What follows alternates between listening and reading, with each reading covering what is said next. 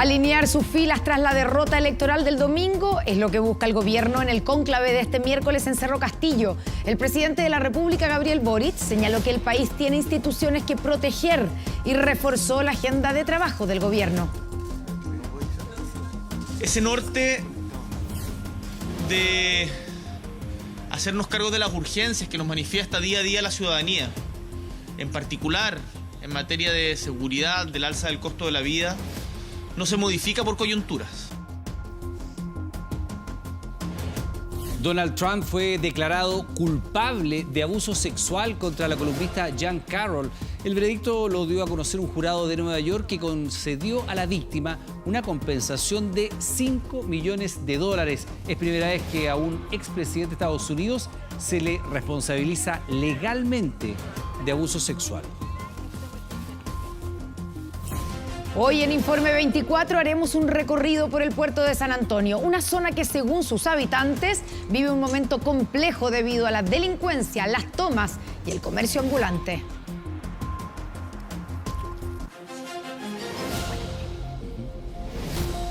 Muy buenas noches, bienvenidos, bienvenidas a las noticias. El presidente de la República aseguró que se mantiene firme con sus promesas de campaña a pesar de los llamados de la oposición para renunciar a su programa, esto tras la derrota oficialista de este domingo. Bueno, la Moneda analizará el escenario este miércoles junto al oficialismo que pide a Chile Vamos lograr acuerdos en el Congreso para sacar adelante las reformas. Hace solo 21 días, Cerro Castillo se transformó una vez más en el escenario para el análisis del presidente y el oficialismo. Si ese entonces fue la agenda de seguridad del motivo, ahora será la catarsis necesaria post la derrota electoral del pasado domingo. Suspiro del presidente para una reflexión donde quiso dejar claro que hay un punto en el que no está dispuesto a ceder tras los resultados. Nuestro gobierno ha tenido y seguirá teniendo una dirección y una agenda de trabajo muy clara, definida por las necesidades y las prioridades de nuestro pueblo y por los compromisos que adquirimos con el país por los cuales estamos hoy día gobernando. Ese norte de hacernos cargo de las urgencias que nos manifiesta día a día la ciudadanía, en particular en materia de seguridad, del alza del costo de la vida, no se modifica por coyunturas. Escenario en el que el presidente buscará unidad de sus parlamentarios en el Congreso Nacional para sacar adelante el programa de gobierno y las reformas emblemáticas que tienen agenda, la tributaria y la de pensiones como prioridad. Los planes del gobierno van a tener seguramente algunos acomodos por las razones obvias de las elecciones, vamos a ver, pero la prueba, la carga de la prueba la tiene hoy día la derecha. Sabemos que somos minoría acá en el Congreso y creo que tenemos que apelar a una derecha que es democrática, que ha participado del proceso político por mucho tiempo. Los parlamentarios oficialistas apuntan a Chile Vamos como un posible aliado en la agenda legislativa, sector que pidió a la Moneda ceder en las reformas, un punto en evaluación en Palacio. Me parece tremendamente insensato que el presidente no esté dispuesto a flexibilizar algunas de sus propuestas, por ejemplo, en pensiones, para llegar a buenos acuerdos que los chilenos aprueben. Siempre se pueden llegar a acuerdos y eso implica muchas veces el poder ir en ciertas materias avanzar y en otras quizás no avanzar, pero eso es parte de la discusión parlamentaria que se da y eso no está en cuestión. Lo que no podemos permitir nosotros es que se ponga en cuestión el avanzar en reformas tan importantes para los chilenos como la reforma de pensiones. El cónclave de este miércoles será el espacio para analizar la derrota oficialista del 7 de mayo. Análisis que al interior de la Moneda algunos ya hacen. Fue un voto antioficialismo en el proceso constituyente, sentimiento que supo ver el Partido Republicano, lo que se habla entre los ministros que iniciaron la reflexión este lunes. Existió un error de lectura del momento en los partidos oficialistas, creen otras autoridades. Debate interno que también evaluará la posición debilitada en la que quedó un alma del gobierno, en particular el partido de la ministra del Interior, el PPD, que no logró ningún consejero. Estoy en este cargo porque el presidente me ha pedido que sea parte de su equipo, porque cree que puedo hacer un aporte en su equipo y porque yo creo que puedo contribuir. No estoy representando un partido, soy militante de un partido, he sido parte de él, pero lo que estoy es ayudando al presidente de la República en la tarea del Ministerio del Interior. Mi partido tiene que hacer una evaluación, ciertamente. Creo que todos tienen que hacer una evaluación y ciertamente mi partido ayer hizo una declaración bastante contundente y creo que hay que profundizar en esa evaluación. La catarsis oficialista se dará 3 días de la elección, espacio donde se harán los mea culpa y podrían salir las recriminaciones al PPD, que definió competir en listas separadas el pasado domingo, punto que, eso sí, no afectaría a la titular de Interior, que debería recibir el respaldo transversal del oficialismo en Cerro Castillo. Bueno, el próximo Consejo Constitucional estará compuesto, como usted bien sabe, por 51 integrantes, con lo cual, y atención con esto, el quórum de 3/5 para la aprobación de normas corresponde a 31 consejeros. Es decir, por ejemplo, y aquí nos vamos a ver las cifras, los 23 consejeros del Partido Republicano y 8 de los 11 consejeros del Pacto Chile Seguro. Ahí están cubiertos los 3/5.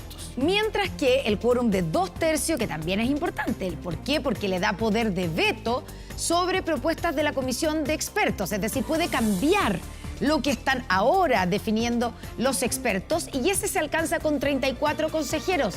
Es decir, vamos a los números nuevamente, justo la suma de todos los republicanos con todos los consejeros de Chile Seguro. Los celestes con los azules suman 34. Es decir, tienen los 2/3 y tienen los 3/5. Y tras el amplio triunfo del Partido Republicano en las elecciones del domingo, el diputado republicano Johannes Kaiser aseguró que no tienen por qué respetar las 12 bases constitucionales. Claro, precisamente por esto.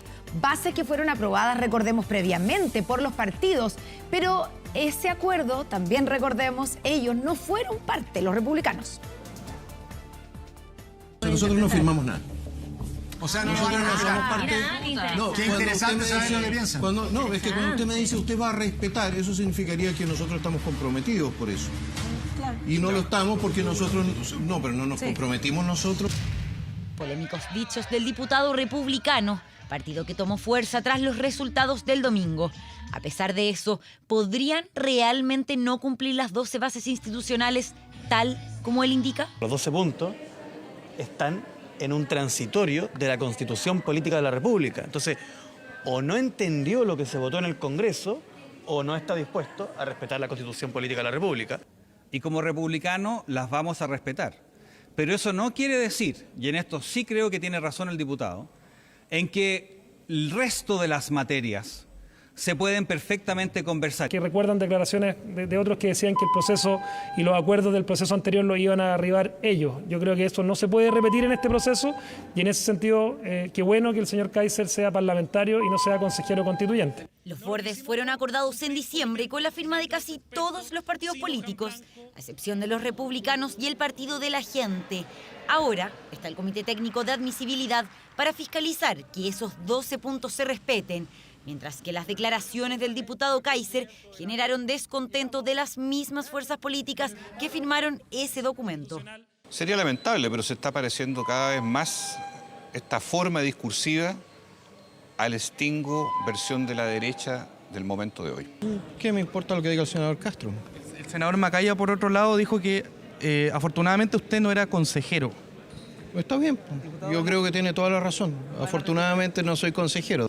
El incumplimiento de las 12 bases, de hacerse realidad, podrían incomodar al oficialismo, más ahora cuando no tienen mayorías ni poder de veto en el Consejo Constitucional. Mientras tanto, desde la comisión experta, de manera transversal, defienden los bordes. Todos quienes participamos de este proceso, de alguna u otra manera, tenemos que defender, proteger y cuidar esos 12 bordes. Hay que recordarle al diputado Kaiser y a todos que las leyes y la Constitución se respetan. Con 23 asientos en el hemiciclo, Republicanos tiene todo listo para que primen sus ideas. Las principales lecciones que dejó el trabajo de la fallida convención fue que un texto constitucional, para ser exitoso, para alcanzar una gran mayoría, debe sustentarse en un acuerdo político transversal. A esto se le suman 11 escaños de Chile Vamos, es decir, un total de 34 miembros de oposición que sobrepasan los 31 necesarios para aprobar una norma. Y no solo eso, también podrán rechazar todas las observaciones que vengan desde la comisión experta, porque cuentan con los 2/3 para eso, 34 votos. Pero también le impone una obligación de buscar acuerdo, de construir consenso, en lo que los obliga a actuar con responsabilidad y no sabotear el proceso.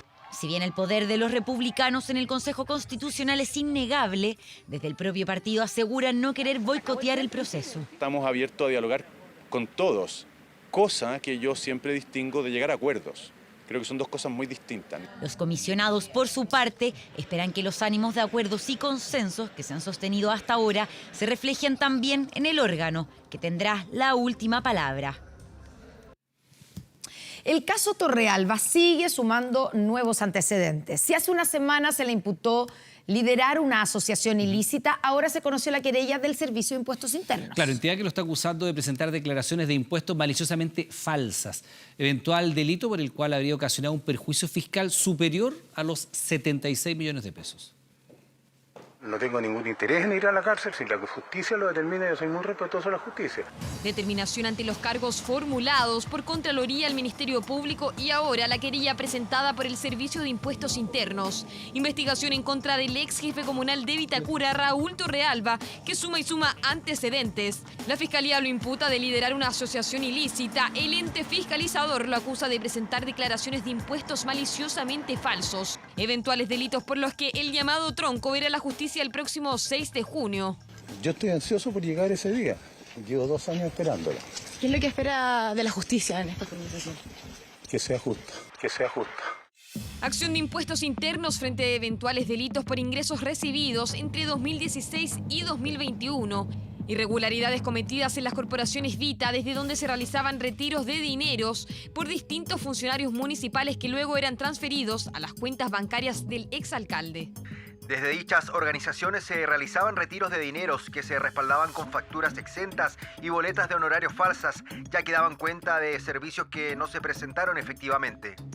Facturas y boletas falsas en las que participaban funcionarios vinculados a la municipalidad y organizaciones comunitarias. En total se señalaron 620 documentos que superan los 935 millones de pesos. Denuncia que en enero pasado Informe Especial adelantó y detalló el modus operandi de algunos de los casos mencionados. Los señores Augusto César Silva y Arnaldo Cañas, desde hace al menos 8 años, solicitaban boletas a amigos y familiares e inventaron servicios para el Consejo Local de Deportes y para los programas Vita que no son fiscalizables. Mecanismo que se repitió con varias otras personas que en sus declaraciones señalaron la mayoría no haber presentado los servicios que se detallaban en las boletas honorarios emitidas. Tal es el caso de Isaac Inguinio Barrera Menares, que fue reclutado para boletear y recibir honorarios por clases de natación en el Consejo Local de Deportes y luego en Vita Deportes, clases que nunca fueron realizadas según manifestó en una declaración. Debo indicar que dichos servicios no fueron prestados por mi persona. Es más, por lo que revisé en algunas de las boletas que hice entrega, registra como servicio prestado clases de natación, lo cual es imposible debido a que no sé nadar. Casos que terminaron por ocasionar un perjuicio fiscal de más de 76 millones de pesos. Del total, 3.485.770 pesos fueron obtenidos por Torrealba como devolución, por lo que deberían ser reintegrados. Se aprecia que el flujo de dinero es mucho mayor a las rentas generadas e ingresos informados ante este servicio, razón por la cual se concluye que durante el periodo recopilado subdeclaró ingresos rebajando la base imponible y por tanto el impuesto global complementario que debía enterar en arcas fiscales. La querella detalla además los fondos de origen desconocidos recibidos por la ex autoridad desde instituciones bancarias, montos que superan los 174 millones de pesos y que presumiblemente provienen de los egresos efectuados irregularmente de las organizaciones Vitas o la Municipalidad de Vitacura. Es grave, es aquí el propio alcalde o exalcalde el que tendrá que defenderse. Acá solamente estamos conociendo la punta del iceberg. Acá hay antecedentes que se van a ir revelando en el futuro y por eso también que nosotros estamos demandando, exigiendo a la mesa de la Cámara que instale cuanto antes la comisión investigadora. Comisión investigadora en el Congreso que se suma a la investigación de Contraloría, el Ministerio Público y ahora el Servicio de Impuestos Internos. Eventual delito tributario que podría unirse a los otros cargos y enfrentar a la justicia en 28 días más. Frontera Global. Vamos a la noticia internacional del día. El expresidente Donald Trump fue declarado culpable de agresión sexual a una periodista en un caso que 30 años después ha golpeado al exmandatario en medio de un juicio civil histórico. Para conocer todos los detalles estamos con nuestra editora internacional Andrea Aguilar. Andrea, ¿cómo estás? Buenas noches. ¿Cómo estás, Connie? Muy buenas noches. Bueno, un caso que vuelve entonces a golpear al expresidente de Estados Unidos, que se convierte, además tú lo mencionabas, en el primer exmandatario estadounidense en ser acusado y en ser además legalmente acusado de abuso sexual. Es un caso, Connie y televidentes también, que data de 1996, que se presenta formalmente hace un par de años. Recordemos que esto viene del libro que escribía justamente esta periodista Jane Carroll en el 2019, y de ahí eso básicamente lo que hace es mostrarse también como probatoria, como algún tipo de pruebas. Algunos cuestionan también qué tan sólida es esta acusación. Lo que se ha dicho por parte de la defensa del expresidente es que esto va a ser apelado efectivamente y que no se quiso llevar al expresidente al estrado para no hacer un circo, fue lo que dijo su defensa. Lo que decían además era que finalmente él simplemente iba a declarar que no lo hizo, que fue efectivamente lo que vimos hacer en las próximas horas. Vamos a revisar justamente parte de la nota de Fernanda Navarro para entender un poco más este asunto. El jurado ha vuelto y dijo que sí, lo declararon responsable de abuso sexual. Un jurado de Nueva York declaró que Trump abusó sexualmente y difamó a Jane Carroll y le otorgó $5 millones en daños. Que Donald Trump no violó a Jane Carroll según el jurado, pero sí determinan que él abusó sexualmente de ella. En un hecho inédito para un expresidente de Estados Unidos, Donald Trump fue finalmente declarado culpable en un juicio por violación, convirtiéndose en el primer exmandatario estadounidense en ser acusado de agresión sexual.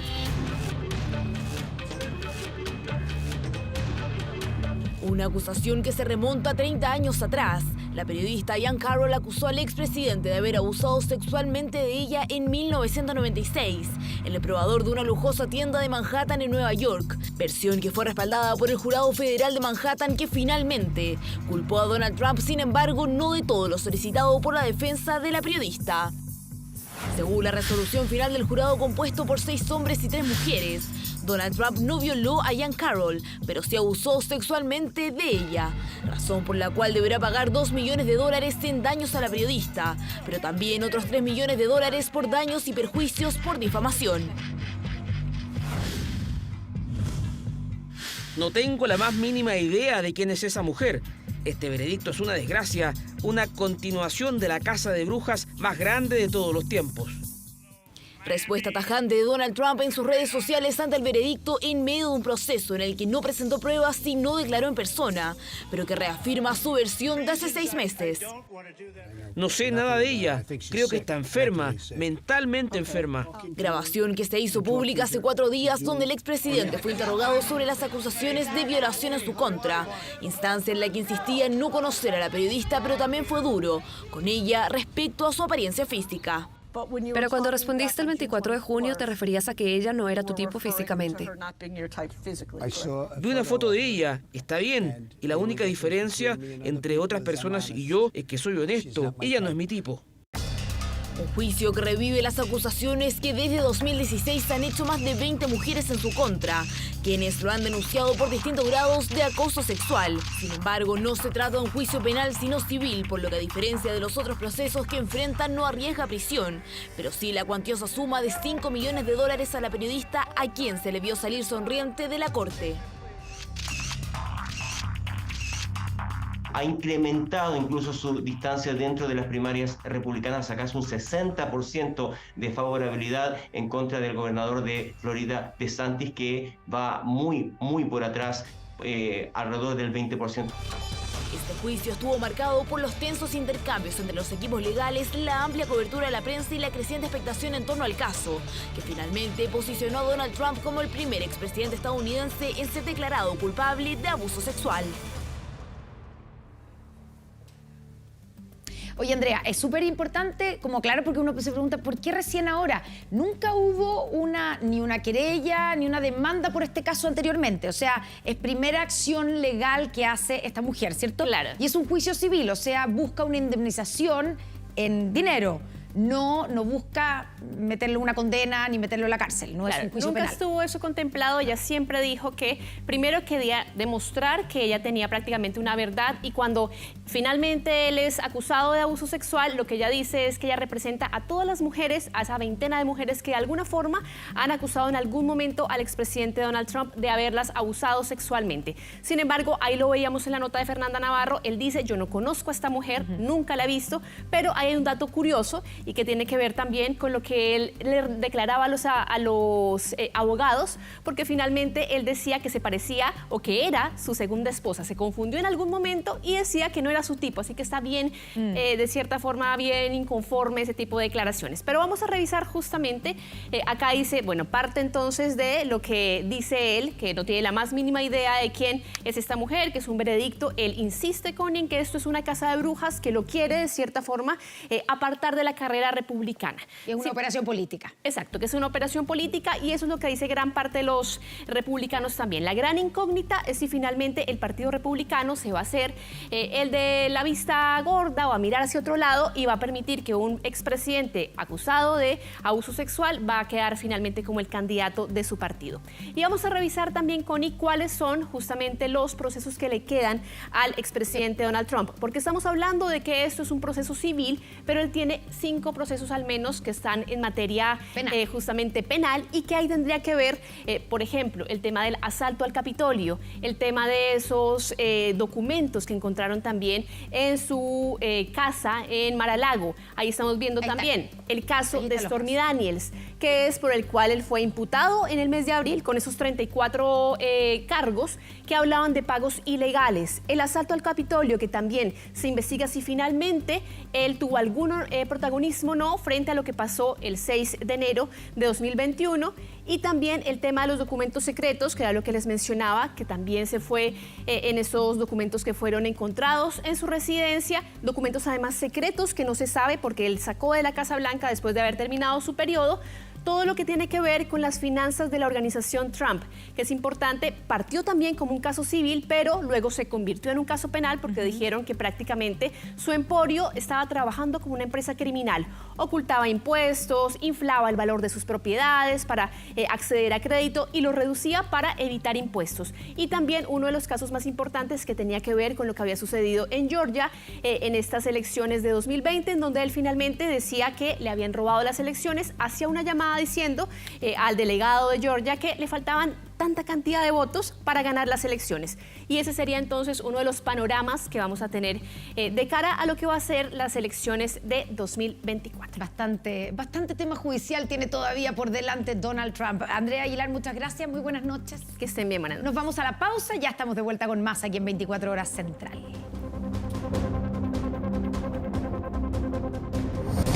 Ya volvemos con 24 Horas Central. Bien, pues de regreso a las noticias. Le pegué una patada en sus partes íntimas, así relata una mujer la temeraria reacción que tuvo frente a un grupo de delincuentes quienes intentaron robarle su vehículo. Esto ocurrió en una encerrona en Vitacura. Mientras tanto, en la comuna de Santiago, vecinos lanzaron piedras desde sus balcones para frustrar el mismo delito. A uno le alcanza a pegar una patada en sus partes íntimas, yo creo que eso como que lo tiró para atrás. Y en eso se trató de acercar otro más a sacarme del auto. Me agarré como pude. Una acción tan arriesgada como efectiva. La conductora de este vehículo se enfrentó a un grupo de delincuentes cuando llevaba menos de 10 segundos estacionada. Venía llegando, vine a este sector a dejar a mi hijo a clase de matemática, venía llegando, en un segundo se paró un bembé del año con 4 personas, se bajaron 3, me abrieron la puerta, me empezaron a tironear para bajarme. Francisca iba con sus hijos de 24 y 17 años, cuenta que su temeraria reacción fue instantánea. Primero forcejeó con la cartera, lo único que pudo llevarse la banda. Se subieron al auto, dieron la vuelta como a esta rotonda chiquitita, me crucé en la mitad para tratar de pararlo, me tiraron el auto encima y me tiraron a atropellar. Mi hijo agarró una piedra grande que había ahí, también trató de tirar la piedra por el parabrisas, también le tiraron el auto encima para atropellarlo y se dieron a la fuga.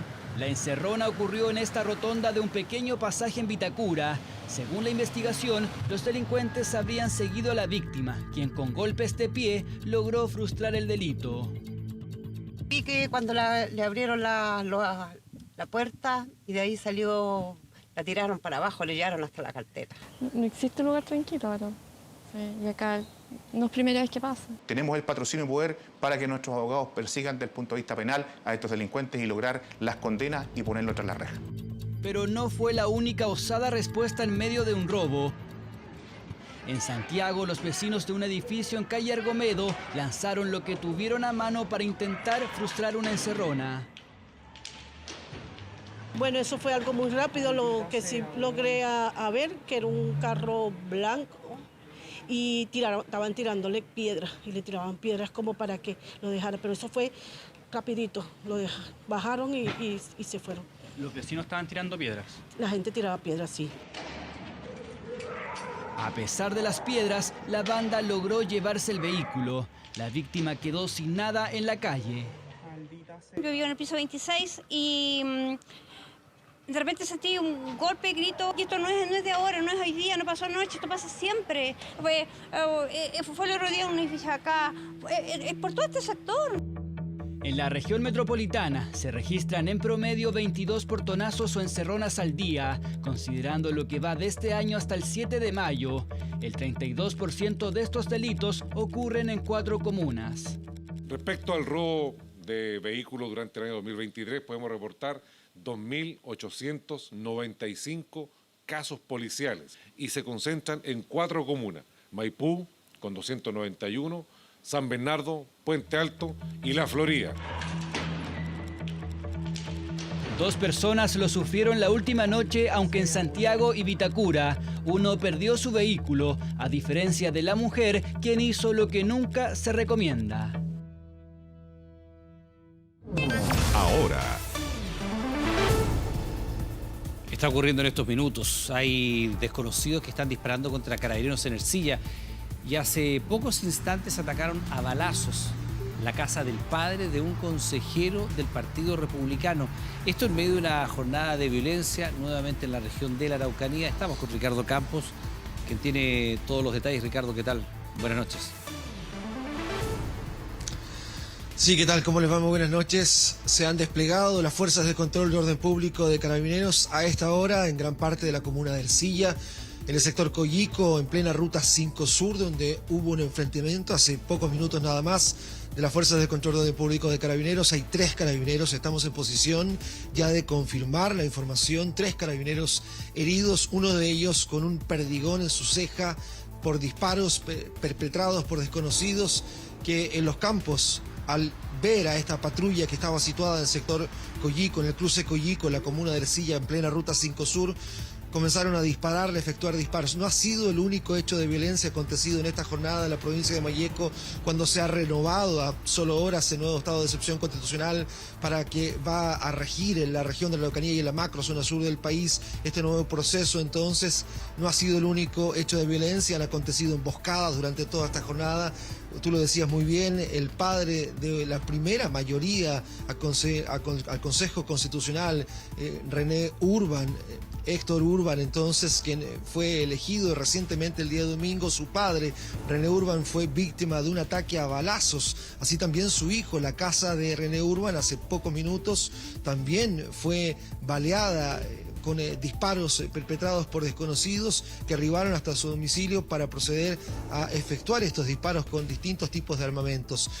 Ha sido una tarde y también una noche bastante movida en materia policial acá en la región de la Araucanía. También una camioneta fue emboscada a balazos por desconocidos durante la tarde en la comuna de Victoria, cuando transitaban ahí funcionarios municipales de la Municipalidad de Victoria que realizaban una faena, instalaban una mediagua en una comunidad mapuche, en la comunidad Marileo, cuando fueron emboscados por otra camioneta, obligados a descender al vehículo, y uno de estos trabajadores recibió un disparo de una escopeta en su pie. Han sido 2 emboscadas, ataques incendiarios en la comuna de Coyipú, y hasta esta hora todavía hay un patrullaje por las fuerzas de control de orden público de Carabineros con enfrentamientos a balazos. Veamos el resumen de la jornada del informe preparado por Santiago Pantoja y César Campos.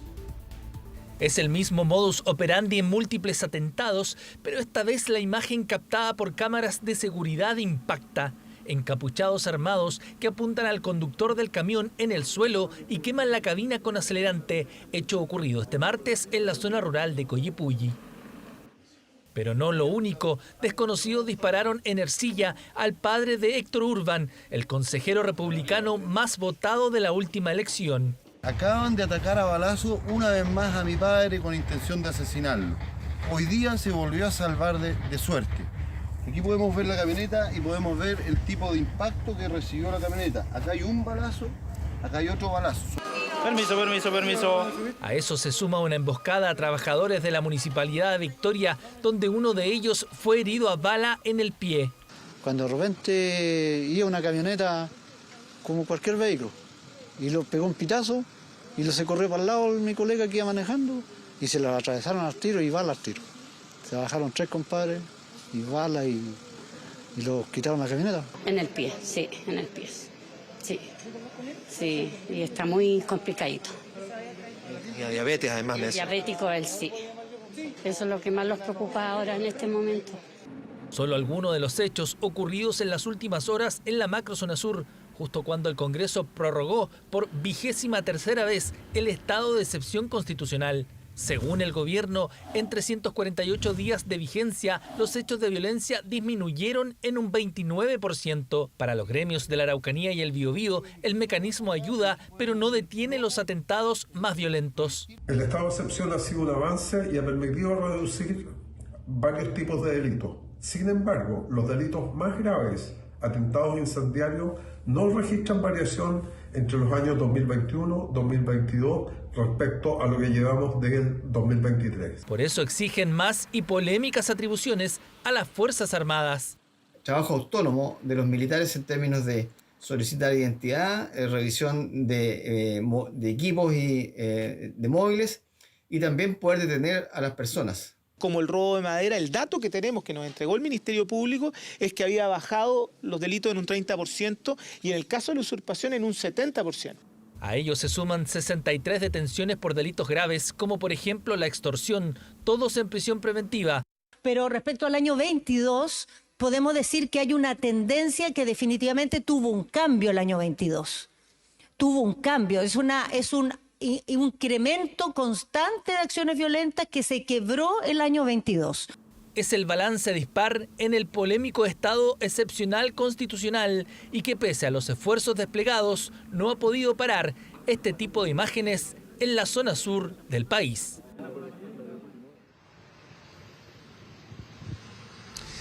Claro, y como se explicaba en la nota, René Urban, entonces, un reconocido agricultor, fue atacado a balazos. Y a esta hora, su hijo Héctor Urban, elegido por el Partido Republicano, representando al Partido Republicano con más de 30.000 votos el día domingo recientemente en la región de la Araucanía, primera mayoría, también ha sido víctima de un ataque armado recientemente hace pocos minutos. Así también Carabineros, como les decía, en el inicio del despacho ha sido confirmado, 3 oficiales de Carabineros han sido heridos con disparos también en este ataque. Y las imágenes de las cámaras de seguridad captadas en el ataque a este camión en la comuna de Coyipulli durante la tarde a plena luz del día son clave ahora para el Ministerio Público para intentar identificar y dar con el paradero de los responsables. Se puede ver al conductor boca abajo, se puede ver el actuar, el paso a paso de los individuos quienes entonces con armas de fuego intimidan a quienes iban en este camión forestal y luego proceden a incendiar la máquina entonces que trasladaba toda esta producción forestal acá en la comuna de Coyipulli. A esta hora, reitero, continúan los balazos en la comuna de Ercilla, continúan también intentando entrar hasta hasta el municipio de la comuna de Ercilla y también allí con enfrentamientos armados entre carabineros y desconocidos que en vehículos se movilizan por toda la comuna de Ercilla a esta hora de la noche. Claro, insistimos, son enfrentamientos que están ocurriendo a esta hora de la noche en Ercilla luego de una jornada muy violenta. Una vez más, Ricardo Campos, estamos en contacto ante cualquier información. Buenas noches. Y vamos a otras noticias. Esta jornada fue promulgada la Ley contra el Narcotráfico y el Crimen Organizado, una normativa que permitirá, entre otras cosas, aumentar la fiscalización a la ruta del dinero y entregar más facultades a las policías. Bueno, la pregunta es evidente, ¿no? ¿En cuánto va a ayudar esto en la lucha contra la delincuencia? Davor Juranovic analizó los alcances de la ley junto a especialistas. Esta es una de las leyes tramitadas con la urgencia exigida por la crisis de seguridad desatada en el mes de marzo. Apunta al dinero y exige que automotoras, joyerías, clubes de pesca y caza y también quienes se dedican a la compra y venta de caballos reporten cualquier transacción sospechosa. Todo eso va a permitir detectar operaciones sospechosas, sobre todo en que se maneja dinero en efectivo y que hasta acá no estaban siendo suficientemente reportadas. Perseguir el narcotráfico y el crimen organizado es el objetivo de la nueva ley que también sanciona la utilización de menores de 18 años para cometer delitos. El presidente Boric destacó que permitirá fortalecer el trabajo de las policías y sobre todo golpear donde más le duele a las bandas delictuales. Nuestro objetivo es también golpear con mucha fuerza y que lo sepan al crimen organizado y recuperar cada uno de los barrios de nuestra patria que han sido tomados por narcotraficantes. Que todas las chilenas y chilenos puedan vivir tranquilos en sus comunidades. Que recuperen sus espacios públicos, sus parques, sus plazas. La delincuencia es un negocio para enriquecerse y persiguiendo la plata arruinamos el interés que hay detrás de él. Con todas estas herramientas modernas, fuertes, que pasan por el Parlamento y han logrado un amplio apoyo, vamos a tener un Estado más preparado para proteger a las personas. Hasta hoy los bienes de lujo, como autos, relojes, animales o departamentos incautados por la policía, quedaban en manos de la Caja de Crédito Prendario. Con esta nueva ley, todos esos bienes serán vendidos a la brevedad y el dinero recaudado se utilizará en prevención. Facilita la persecución criminal del narcotráfico, sin duda, y facilita la enajenación de los bienes. Y eso es un avance, sin duda. Estamos cojos con recursos para poder fiscalizar. Una cosa es lo que diga la ley, otra cosa es la capacidad para implementar esas buenas ideas que están en la ley. Es un paso necesario, pero no suficiente. Pero es lo que pasa con todas las leyes. Nosotros en Chile somos un país muy legalista, siempre pensamos que las leyes van a ser suficientes para resolver problemas de este tipo y la verdad es que la ley genera un marco normativo mucho más, que podría ser mucho más efectivo para combatir el crimen organizado, pero no es suficiente porque necesitamos que los implementadores de la ley hagan su parte del trabajo. La nueva ley también permite el cultivo medicinal de cannabis siempre y cuando la persona posea una receta médica que acredite un tratamiento que no implique combustión de la marihuana. Quien vulnere la norma se expone hasta 10 años de cárcel. La ley contiene ciertas barreras que no pudo superar, que es el artículo 8º y que facilita el cultivo para fines medicinales de marihuana, que es la droga que más se trafica dentro de nuestro país. Esto va a significar mayor disponibilidad de droga en las poblaciones, porque en definitiva es muy probable que exista desvío desde esa posibilidad que inicialmente era para cultivo medicinal, pero pueda desviarse para tráfico de drogas.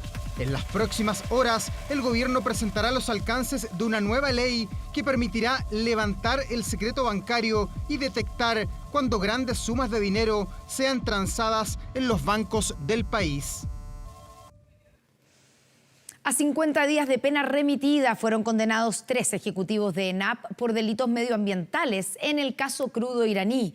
La Fiscalía calificó el fallo como histórico, mientras que las víctimas consideran que la sanción es insuficiente. 2 emergencias ambientales con días de diferencia en Talcahuano, Quintero y Puchuncaví. 4 de agosto de 2018, un fuerte loragazo obligó a evacuar a más de 10.000 personas desde un centro comercial en Talcahuano, además de una clínica. Semanas después, cientos de personas de Quintero y Puchuncaví repletaban los recintos asistenciales afectados por emanaciones tóxicas. Los datos terminaron dirigiendo las miradas hacia ENAP. La Fiscalía rastreó ambos episodios a trasvasije, descarga y tratamiento de petróleo sin refinar proveniente de Irán y acusó de 2 delitos a 6 ejecutivos de ENAP. La parte resolutiva de la sentencia, luego de las citas legales. Tras más de 4 años de investigación y 6 meses de juicio, la justicia sentenció a 50 días de pena remitida a solo 3 ejecutivos de la estatal, declarados culpables por el delito de importación ilegal de residuos peligrosos en el caso conocido como crudo iraní. Pese a la pena, la Fiscalía calificó como histórica la condena. Nunca habíamos llegado como Fiscalía a una etapa como la que estamos viviendo hoy día, después de un extensísimo juicio oral, complejo, y en que además efectivamente se reconoce que se había infringido la ley ambiental. Dirán probablemente, tuvimos 6 absoluciones. Nosotros decimos, los condenamos. Estamos contentos. Ha sido una tremenda derrota para esta defensa de los ejecutivos, millonaria, archimillonaria, de David contra Goliat, y les ganamos. 50 días de presidio remitido con omisión de las anotaciones en el extracto de filiación, es decir, el registro civil debe borrar los antecedentes de su hoja de anotaciones una vez cumplida la pena, una sentencia que para la defensa de los ejecutivos es prácticamente administrativa. Y uno debe preguntarse si 4 años de investigación más 6 meses de juicio oral fueron necesarios para esto, para obtener una sentencia que es casi una sentencia de carácter administrativo. Un fallo que decepcionó a las víctimas.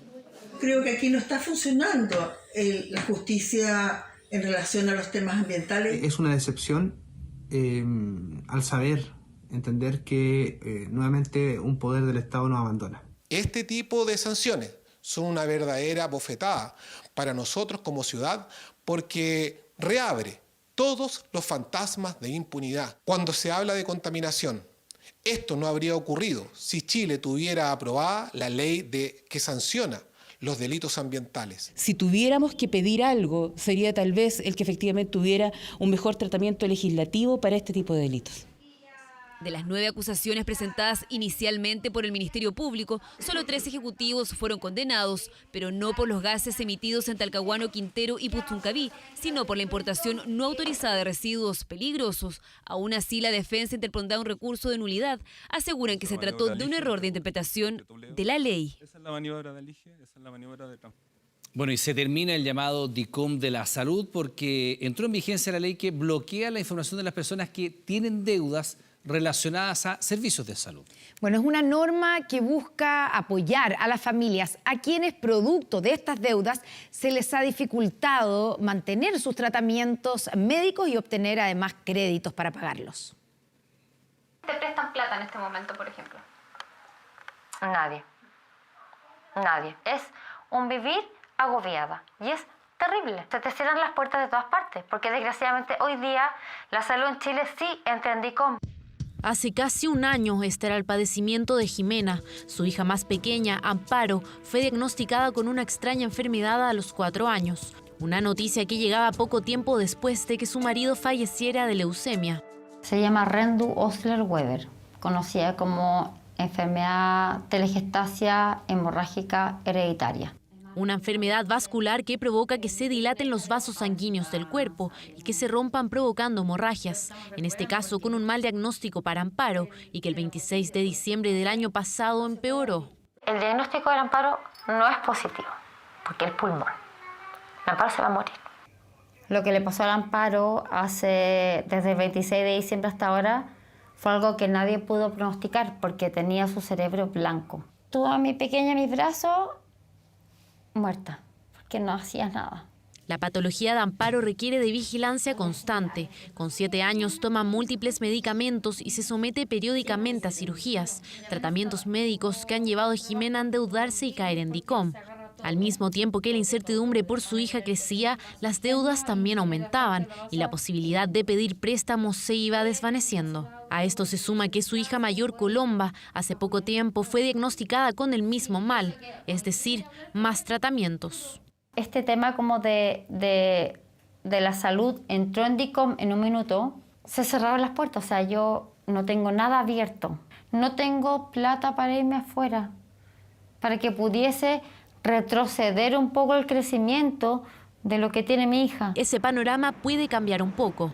La Cámara de Comercio de Santiago informó que este lunes entró en vigencia la norma que modifica la ley sobre la protección de la vida privada. Con ello se bloquea el registro de las personas que poseen deudas contraídas para financiar servicios y acciones de salud. Santiago bloqueó en el boletín comercial la comunicación de esta información, con lo cual aproximadamente 65.000 personas se vieron favorecidas. Entre tanto, de los más de 4 millones de morosos que figuran en DICOM, más de 100.000 personas saldrán del registro. El total de personas que se verán beneficiadas por esta ley está en torno a los 500.000, pero las que efectivamente saldrán de los registros de morosidad por ser estas las únicas deudas que tienen, en torno a las 115.000 personas. Es un alivio 100%, y lo agradezco enormemente porque de verdad considero que la salud no debiera estar en el DICOM para nadie. Aunque también hay otras cosas que le preocupan. Me preocupa sin duda también la preexistencia médica. Mis hijas no pueden optar a un seguro complementario de nada. Habemos familias que tenemos condiciones graves y necesitamos eso. Una ley que elimina el llamado DICOM de salud y que se materializa en un apoyo para personas como Jimena, que representa madres y padres que quedaban hasta este lunes en la lista de endeudados para pagar por la salud de sus hijos.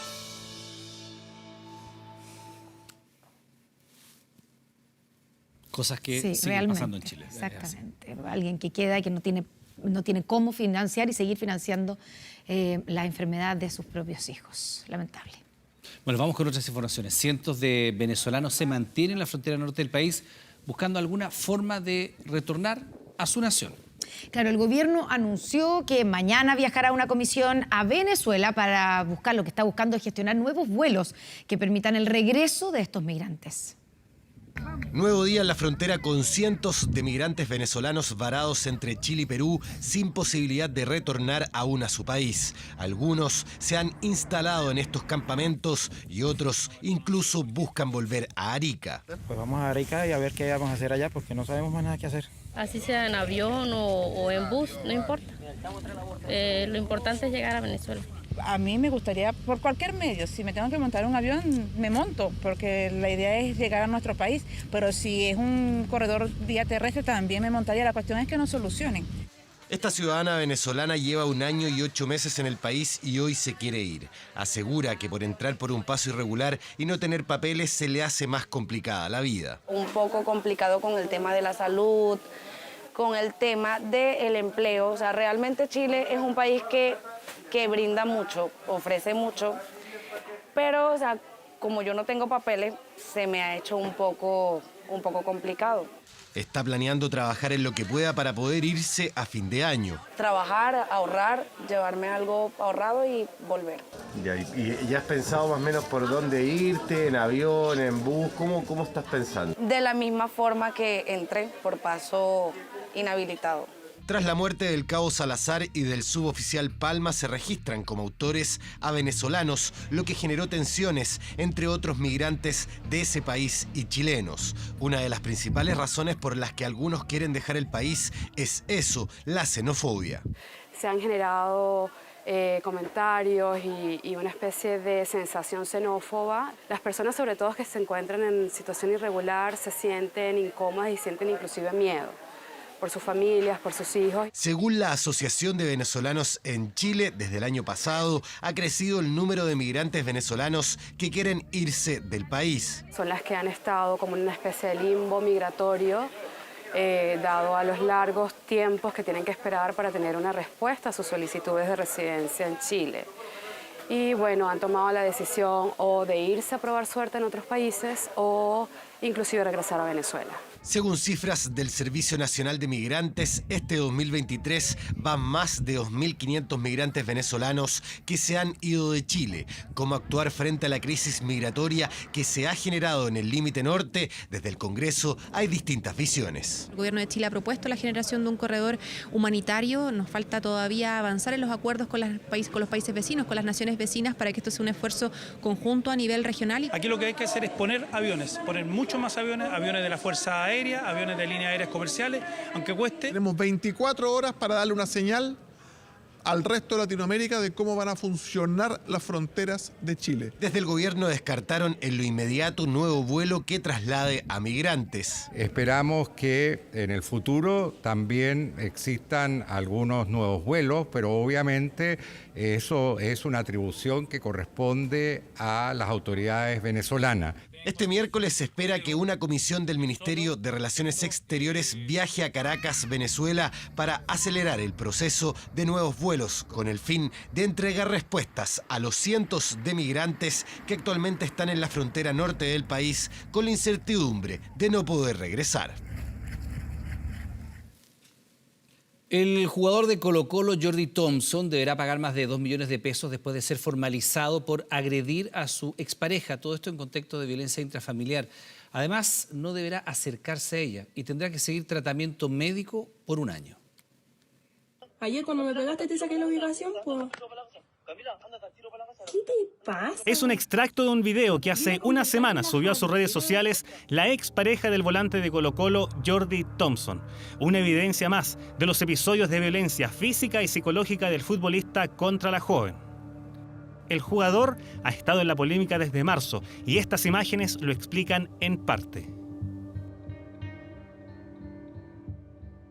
Decir que con Jordi ya no estamos juntos. Terminamos hoy. Él va a estar en tratamiento psicológico. Desde entonces que la pareja y el futbolista están separados, pero ella aseguró en esta investigación que continuó siendo víctima de violencia intrafamiliar. Así, el futbolista tuvo en contra 4 denuncias por agresiones hacia su expareja, aunque después desistió de ellas. En esta agresión ocurrida en una discoteca de Las Condes, no solo ella fue golpeada, también una amiga. Al final, por estas situaciones, Jordi Thompson enfrentó la justicia.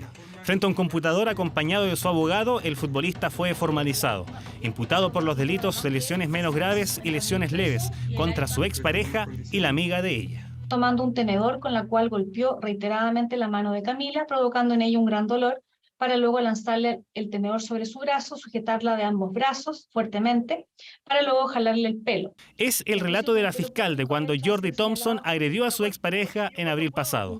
En la formalización, el Ministerio Público le presentó una propuesta para suspender el juicio. Al final, el futbolista aceptó, aunque con una serie de condiciones. Es que el tribunal decide aprobar la suspensión condicional del procedimiento. No podrá acercarse a las víctimas, deberá fijar domicilio y notificarlo, y someterse a una evaluación por control de impulsos. Si incumple con esta condición, podría cometer otro delito, que es el delito de desacato en contexto de violencia intrafamiliar. En una de las agresiones, el futbolista rompió el teléfono y un iPad de su expareja. El tribunal resolvió que Thompson deberá pagar 2.200.000 pesos por los daños causados. Son las medidas correctas que se adoptaron, toda vez que a través de esta salida alternativa se le está dando protección a la víctima.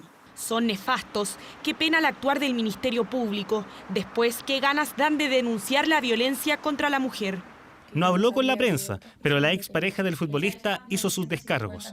Un mensaje con críticas a la formalización y que compartió a través de su cuenta de Instagram. Se le preguntó en su momento qué es lo que ella quería respecto de esto, y ella quería que el imputado no se le acercara y que además pagara los daños provocados. No, él sigue en manos de psicólogos y psiquiatras. Tengo entendido que ha sido muy bien el tratamiento, que ha mejorado mucho la situación, así que esperanzados de que esté bien recuperado y ojalá en algún momento pueda reincorporarse al plantel. Estas primeras medidas cautelares que se han establecido son una muestra de aquello, ¿cierto? De que esto no se trata con un psicólogo deportivo, que esto se trabaja a través del imperio de la ley. Por ahora seguirá en tratamiento médico y continuará en su régimen de internado en Casa Alba. No ha sido convocado a disputar partidos y si no llega a cumplir las medidas dentro de 1 año, la causa contra él podría reanudarse. Finalmente, el gobierno ingresó al Congreso la esperada ley corta de las ISAPRES, que pretende hacer cumplir el fallo de la Corte Suprema. La normativa impide a las aseguradoras privadas repartir sus utilidades hasta pagar la deuda con los afiliados. Y se acabó la espera. A 21 días que se cumpla el plazo fatal dado por la Corte Suprema, el gobierno finalmente ingresó a tramitación la esperada ley corta de las ISAPRES, con la que se pretende dar cumplimiento al fallo del máximo tribunal. El proyecto se ingresa hoy. ¿Ya? Es un tema que, ya está, digamos, definitivo, está terminando, digamos, el proceso de firma y ajustes menores. Y así fue. En horas de esta tarde, el Senado dio cuenta del ingreso de la iniciativa con urgencia simple a la Comisión de Salud de la Cámara Alta. Mañana he resuelto citar a las 3 de la tarde a la Comisión de Salud con la presencia de la Ministra de Salud, el Superintendente y el Director de FONASA. Dado que no vienen montos expresados en el proyecto de ley, esto es perentorio que se aclare por la autoridad en la sesión de mañana. Ley corta que establece facultades especiales a la Superintendencia de Salud para poder cumplir el fallo de la Suprema con carácter universal. En un plazo de 6 meses, las ISAPRES deberán informar el número de contratos afectados por la adecuación, el número de contratos afectos a devolución, el monto total de la deuda y proponer un plan de pago. Busca de alguna forma un camino alternativo para dar cumplimiento al fallo de la Corte Suprema y al mismo tiempo, en el fondo, que la ISAPRES paguen esta deuda y al mismo tiempo buscar una alternativa, un plan alternativo en FONASA para aquellas personas que están cautivas y que no pudieran optar a ningún otro tipo de cobertura. Y claro, la ley corta crea la cobertura complementaria de FONASA, el denominado FONASA Plus, que permite a los cotizantes del sistema público contratar seguros privados voluntarios pagando un adicional al 7% de cotización obligatoria. Nos parece que esto es un tema muy importante. Aquí fue un fallo de la Corte Suprema el que generó las condiciones para que se presentara este proyecto. Y bueno, ahora va a ser debatido por el Congreso Nacional. Yo recomendaría que el gobierno ya pensara en pedirle a la Corte Suprema que haga una prórroga para que podamos tener un proyecto de ley adecuado, porque con estos plazos no vamos a llegar. Esperada ley corta de las ISAPRES que ya está en el Congreso, justo en una jornada donde las aseguradoras privadas reportaron pérdidas superiores a los 2.000 millones de pesos en lo que va de este año, sumando así su 9º trimestre de resultados financieros en rojo. Bueno, es una de las 2 fechas más importantes para el comercio y la gastronomía. Hablamos del Día de la Madre, una celebración que este año esperan sirva para reactivar ambos sectores, pero también el empleo. Igual sigo defendiendo el regalo del marco de foto con palitos de helado o el collar. El que se hace manualmente. Sí, pues el collar con los fideos pintados con témpera, pero ¿qué regalarle? ¿Dónde invitar, por ejemplo, a la mamá este domingo? Mira. O ropa. Bueno, si tienen más presupuesto, allá podrían llevar para la mamá, para la abuelita, si es que quisieran, para la señora también, por ejemplo. Desde 5.000, 6.000 pesos ya podrían lograr algo bien bonito. Aunque ojo, si quiere regalarle ropa a la mamá, pero nunca le achunta el color, el estilo o la talla, hay multitiendas que le ofrecen una mano. Vamos a ver los colores, que te ilumina mucho más. Le agregamos accesorios dorados y te queda mucho más bonito. Nuestro servicio de Personal Shopper es un servicio gratuito de asesoría en moda. Sí, al más puro estilo de la película El Diablo se viste a la moda, la mamá podrá pasearse por toda la tienda durante 90 minutos con una experta en moda. Tenemos una gift card especial de Personal Shopper donde tú puedes comprarle con el monto que tú quieras, donde serán asesoradas en términos de los colores que mejor le quedan, las formas, las siluetas, y sentirse y aprender a cómo sacarse partido. Ahora, si la experiencia que buscas es otra, también hay opciones. Desde un desayuno hasta una estadía en los hoteles más lujosos de Chile, la lista es larga y al gusto y presupuesto de cada bolsillo. La idea es dejar atrás el acumular cosas y vivir más momentos. Tenemos categoría de bienestar, de gastronomía, de estadías y de aventura. Tenemos experiencias que van desde los 15.000 pesos hasta los 400.000. Como te decía, de desayunos, estadía en los hoteles más lujosos de Chile o cenas como para compartir. Y si para el comercio es el segundo mejor día, para el rubro gastronómico es el más importante. Y por supuesto, si quiere regalonear a su mamá con una buena comida, le mostramos opciones. Como dice el dicho, guatita llena, corazón contento, y qué mejor que ver a la mamá así. En este restaurante preparan lo mejor de su carta para este fin de semana. E incluso, si prefiere celebrarlo en casa, puede pedirlo por delivery. El día domingo, todos nuestros pedidos que la gente quiera programarlos con anticipación y que le llegue temprano, el envío va a ser gratuito. Y además de eso, a toda la gente que venga le vamos a estar dando regalos y aparte obviamente de nuestra gastronomía. Son algunas alternativas para el Día de la Madre, que permite reactivar a un mercado laboral gracias a los empleos temporales y de paso regalonearlas en su día, aunque muchos sabemos que merecen más que un presente. Comisión de Constitución de la Cámara retomó la discusión por el sexto retiro de fondos de pensiones. Actualmente hay 10 proyectos de ley en el Congreso que buscan un nuevo retiro de fondos. Las posiciones políticas siguen encontradas. Previo a la discusión, la diputada Pamela Giles acusó al gobierno de mantener un acuerdo con el Partido Republicano para boicotear la tramitación del denominado sexto retiro. Hay un acuerdo entre ellos de tirar a la basura el sexto retiro a la brevedad y hacerlo fusionando hoy proyectos que son de distinto orden y votándolos cuanto antes para tratar de sacarlos de la faz de la tierra. El diputado y jefe de bancada del Partido Republicano, Benjamín Moreno, desmintió las acusaciones y señaló que desde su colectividad siempre han mantenido la misma postura. Yo descarto absolutamente que tengamos ni un acuerdo ni una especie de conversación para tratar de boicotear este proceso de los retiros. Nosotros vamos a tomar las decisiones según los principios que defendemos como bancada republicana. El debate está centrado en si finalmente se encontrará una fórmula de trámite para fusionarlos unos con otros o si cada iniciativa deba tramitarse por separado. No es que sea lo ideal, sino que necesariamente se deben fusionar los proyectos para votar la idea de legislar. Y luego, cada uno de los mocionantes puede presentar indicaciones a ese proyecto de ley y poder tramitarlo en particular. La decisión respecto a unificar los proyectos que proponen distintos métodos de retiro del dinero quedó pendiente y deberá evaluarse en una próxima sesión.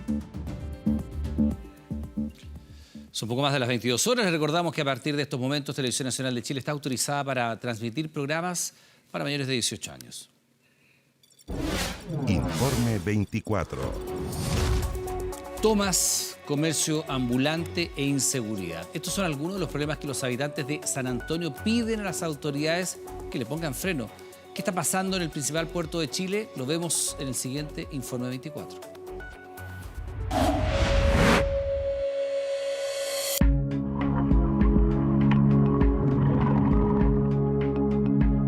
Lamentablemente San Antonio, el de hoy, no es el mismo de antes. Si tú te fijas, aquí en San Antonio a las 8 de la noche ya no anda nadie en el centro. Nadie, todo cerrado. Complicado. Hay gente que discrimina las tomas, pero no saben la realidad que nosotros vivimos acá.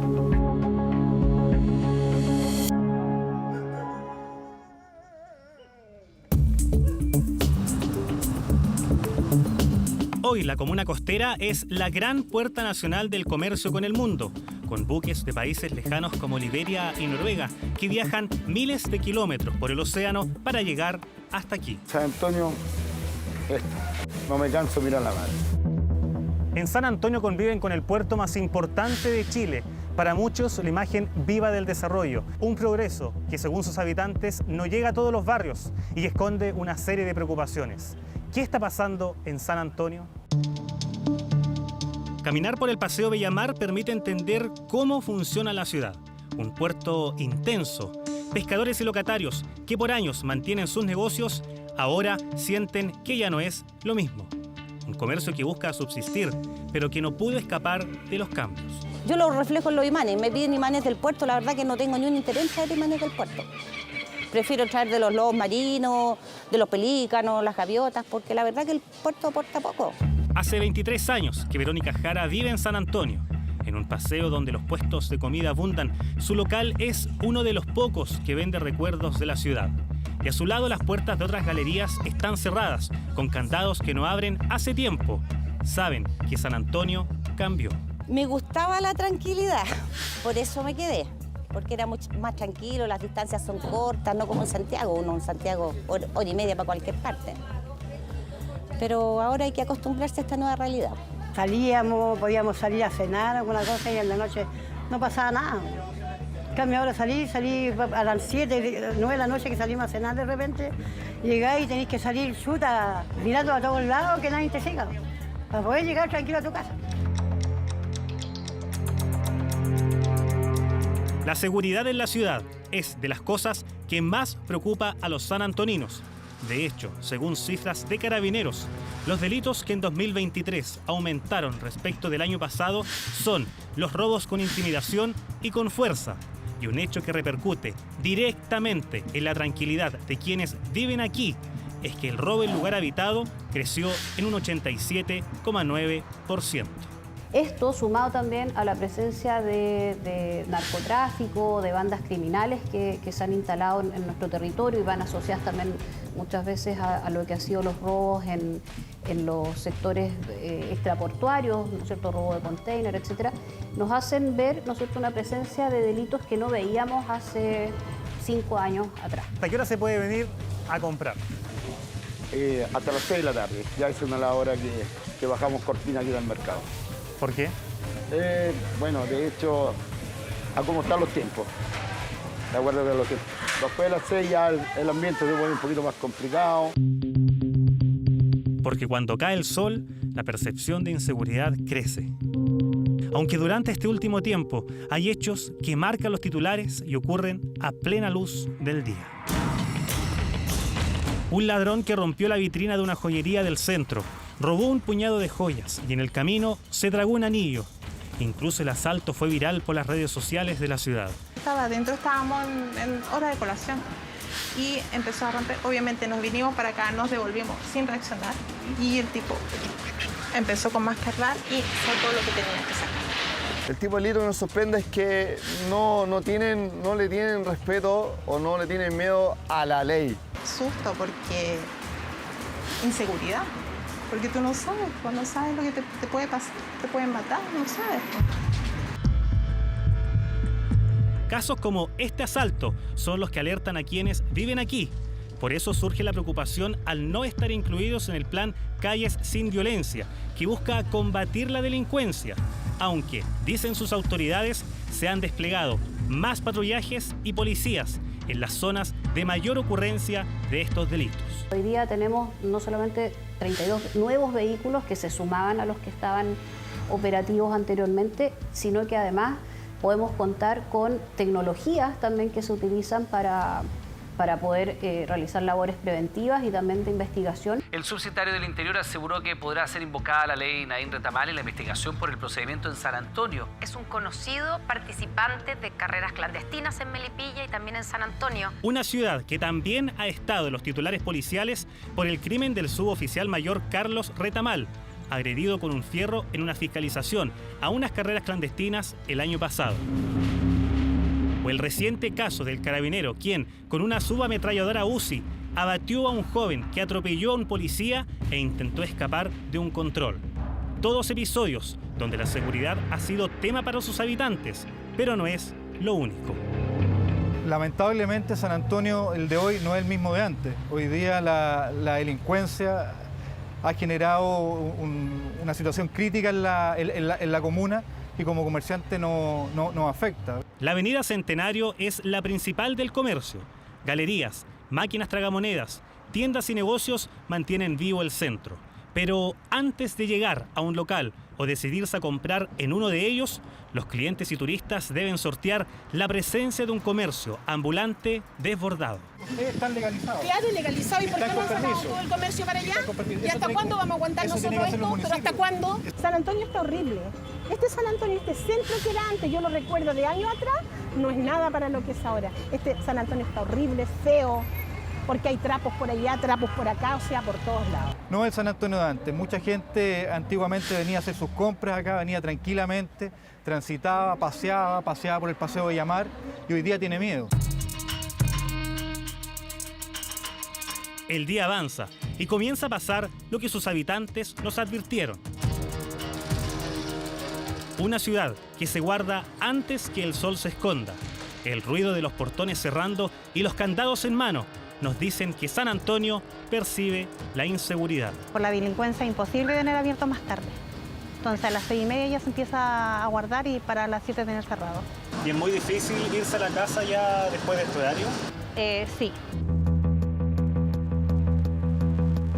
Asaltos, robos en tiendas, peleas, situaciones que se observan a diario en la ciudad, pero no es el único problema. La historia de San Antonio ha sido una historia de campamentos, distintos sectores que ustedes puedan hoy día visitar. Seguramente ustedes van a preguntar y su origen fueron tomas de terreno. La solución es construir. hacer viviendas para que la gente pueda obtener una vivienda social, una vivienda habitacional, que es lo que yo creo que el hecho de las tomas es eso, la carencia de viviendas en San Antonio. Una historia de tomas de la que María Horta ha sido protagonista. Hace 23 años que llegó a ocupar un terreno en el sector Altos de Bellavista, hasta que la regularización le permitió obtener su casa, pero ahora dice su realidad cambió. Hacia el frente nosotros ya tenemos la toma que es el Cerro La Virgen. Ustedes la pueden ver. Detrás de esta toma hay otra toma. Al frente allá tenemos otra toma. Hacia arriba nuestra población está rodeada literalmente de tomas poblacionales. Hemos conversado con los dirigentes de los campamentos, tanto antiguos como nuevos, de que este año podamos ya instalar lo que es el levantamiento de los diagnósticos sociocomunitarios, o sea, socioterritoriales, perdón, que nos van a permitir tener la radiografía tanto de las familias que viven en los campamentos como también de la situación de los terrenos donde habitan, si efectivamente estos terrenos son factibles o no de poder urbanizar. Un reciente catastro del Ministerio de Vivienda señala que en San Antonio hay 14 campamentos con casi 3.000 hogares, aunque sus propios dirigentes señalan que es difícil tener un número actualizado de las personas que viven en cada toma, debido a que las bandas las utilizarían como escondite. Por eso, las autoridades están atentas, ya que también sería un foco de inseguridad. Existe una coordinación entre los vecinos de los campamentos que tampoco quieren que estén instalados en ese lugar estas bandas, ¿no es cierto?, delictuales. Viviana es la dirigente de la toma Villa La Fe. Viven al límite de la comuna de Cartagena y surgieron, dice, con el único propósito de tener una vivienda después del estallido social. Vivir en una toma no es fácil. Claro, mucha gente dice, viven en una toma, todo gratis, tienen luz, agua, no pagan arriendo, pero no es fácil. Hoy son 96 familias y es la única toma contemplada en un proyecto habitacional del Ministerio de Vivienda. En un recorrido nos comenta cómo se organizan y la zona donde se construyen sus futuros departamentos. Toda su vida ha vivido en San Antonio. Por eso asegura que en la ciudad hay una gran brecha. Cuando nosotros recién empezamos todo este proyecto de nosotros, toda la gente tenía fe. Entonces, la fe nunca se pierde. El equipo es líder con 68 puntos. Un empate coronará campeón al cuadro sanantonino. Es el estadio de la ciudad, donde San Antonio Unido hacía de local. En sus canchas jugó Humberto Chupete Suazo, en su paso por el equipo en 2017 y 2019. El recinto que tantas alegrías dio a su hinchada, hoy permanece cerrado. El estadio San Antonio fue terminado hace 2 años atrás, fue recepcionado por el MOB, pero no quiso ser recepcionado por el municipio de San Antonio. Y en eso llevamos 2 años de tramitación. Un informe de Contraloría confirmó graves falencias en su construcción, con fallas que van desde la pintura contra incendios hasta en el sistema de iluminación. Pero nada del estadio se ha podido utilizar. Los políticos se llenan la boca diciendo la delincuencia, vamos a atacar la delincuencia, que tanto bullying en los colegios. Bueno, tengamos a los niños haciendo actividades deportivas, desarrollemos las artes, las letras, la cultura, pero aquí nos han quitado todo. Y eso es lo que me indigna. Efectivamente habían fallas que son importantes de subsanar, no era algo que uno pudiese decir, no, esto con un arreglo parcial se soluciona. Es necesario asumir que hay responsabilidades administrativas y eso yo espero que tenga también un resultado, no solamente que podamos aperturar pronto el estadio, pero también que se vea las responsabilidades que hubo en términos de las fiscalizaciones. Lamentablemente veo como mi ciudad se ha ido deteriorando cada día más. O sea, a mí esto de defender el estadio me nació cuando decían el estadio se va a vender. ¿Pero por qué? Si somos el puerto número 1 de Chile, decían la cifra económica, los reportajes en televisión. ¿Pero de qué nos da a nosotros ser el número 1 en carga y descarga de un puerto? Hoy la comunidad presiona para utilizar la pista de atletismo, o por lo menos una parte. Por ahora su apertura está prevista para el próximo año. El estadio, las tomas, el aumento del comercio ambulante y la inseguridad es lo que los sanantoninos dicen que por estos días los abruma. Una ciudad que aman, pero en la cual se sienten abandonados. No hay una política pública para San Antonio, para que la ciudad crezca, para que se desarrolle. Solo hay política para que el puerto crezca. Entonces, es una zona de sacrificio y eso es lo que veo todos los días cuando veo la miseria, veo el estado de las calles, los camiones encima de todo. A mí me fascina mi San Antonio, yo amo mi San Antonio, pero me gustaría que hubiera unas cosas, unos cambios más bonitos para mi San Antonio. Yo a mí me pasa alguna cosa y te pedí ayuda, la tení. La gente te apoya. Somos bien unidos en general.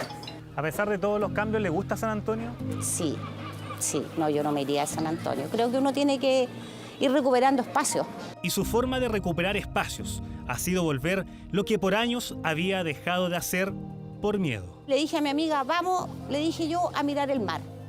Primero vinimos la primera vez con miedo, pero vimos que había más autos y gente que se bajaba de los autos y caminaba por el paseo de noche y estaba tranquilo. Volvimos a venir. Una ciudad que en la noche se detiene y se resguarda, aunque en Puerto la actividad continúa. Al igual que aquellos residentes que decidieron seguir aquí, aquellos que aman San Antonio y que incluso lo eligieron para permanecer en el recuerdo. Y esta es una buena noticia. Por primera vez desde el inicio de la pandemia, Chile no reporta fallecidos por COVID.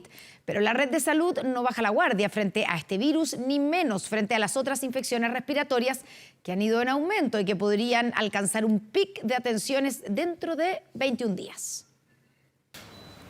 Hoy la UCI pediátrica del Hospital El Carmen está en calma, pero todas las proyecciones parecen indicar que este panorama va a cambiar.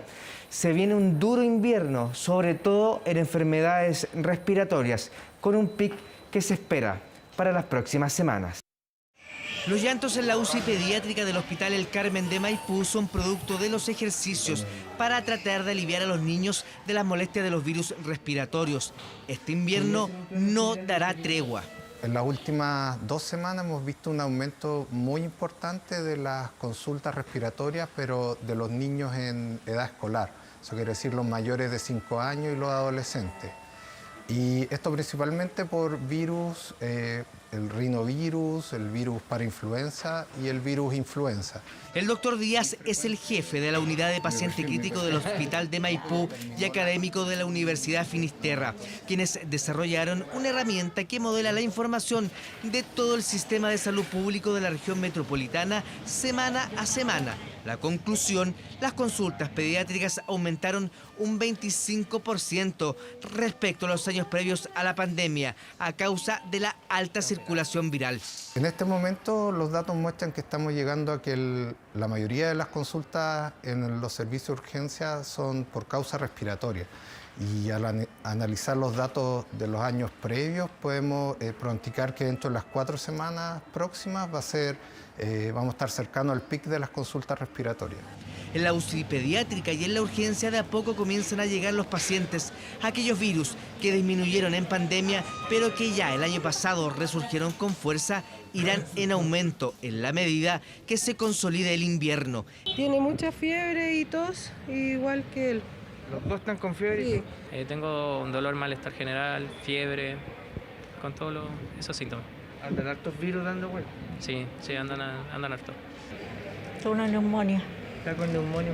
Sí. Me mandaron, a lo mejor me tengo que hospitalizar. Y si bien la urgencia aún no está estresada, lo estará. Por eso el sistema se prepara. La campaña de invierno, como se conocía antes, que actualmente se llama contingencia respiratoria, nosotros nos preparamos con meses de anticipación para poder abordar todo esto y no llegar al pic sin estar preparados. Ayer fuimos a una clínica y es mucha plata.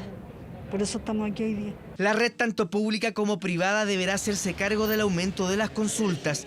En la clínica alemana, por ejemplo, ya notan una mayor demanda. Particularmente desde la semana pasada vimos un quiebre en el número de consultas pediátricas y también en el uso de camas de intermedio de UCI pediátrica. Niños que llegan con patología respiratoria y patología que hace que ingresen a camas complejas dentro del hospital.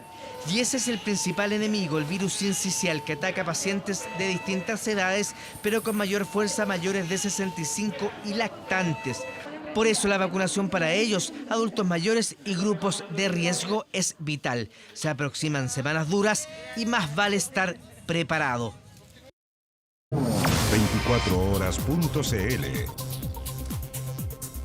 Este martes se produjo un hecho inédito. En Chile no hubo muertes por COVID-19, por primera vez desde el inicio de la pandemia. Bueno, para el Ministerio de Salud la noticia está en sintonía con el término de la emergencia internacional decretada por la Organización Mundial de la Salud, aunque recalca que sigue siendo necesario mantener las medidas de protección. La vacunación, sobre todo, que ahora la vacuna bivalente está disponible para todos los mayores de 12 años. Y el esquema principal, el básico, a partir de los 6 meses. 6 meses de edad, así que a vacunarse. Ya, estamos terminando las noticias. Como siempre, le damos las gracias por estar junto a nosotros. Sigan nuestra sintonía, ya llega Todo por mi Familia. Y luego, por nuestro canal 24 Horas, una nueva edición de Vía Pública con Matías del Río. Buenas noches. Que ya anda por acá nuevamente. Ya anda circulando. Buenas noches, hasta mañana. Esté bien.